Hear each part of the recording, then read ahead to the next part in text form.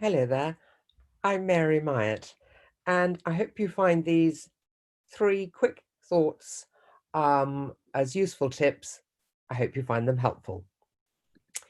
So the first is, I think it's really important to find someone in either school or through a wider network that you can absolutely relate to. They don't need to be in the same phase as you, they don't need to be the same subject as you or the same department, but just to have one other person within the sector that you can be completely open and frank with, I think is really, really helpful.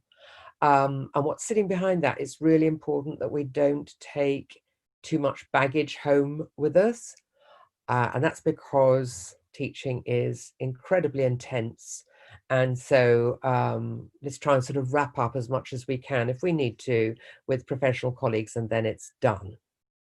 And the flip side of that is that when we have the capacity, we also offer that to other people as well, to have those conversations, to be able to offload and share the joys as well as the tricky things. My second suggestion is that at least once a week, you go home on time as soon as possible after the end of the school day, and don't take any work home and don't do any planning. This was one of the best pieces of advice I was given when I started my career. It does keep you sane, it does keep you balanced.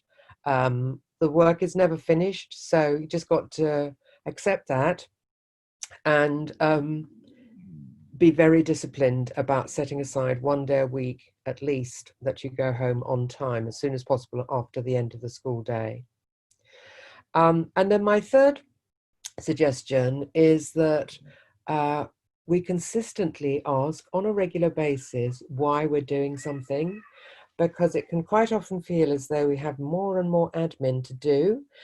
And it's entirely legitimate to say, actually, could you just explain to me why this is needed? And just to keep asking why, in a very pleasant but persistent way. Because if it's not adding value to learning, then I think we've got legitimate questions about why we might be expected to do something.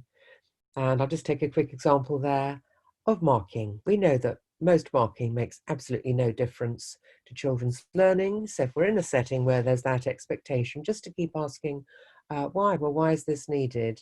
And to have as a backup some evidence for what we do instead in terms of whole class feedback, etc. Anyway, I hope you find those helpful.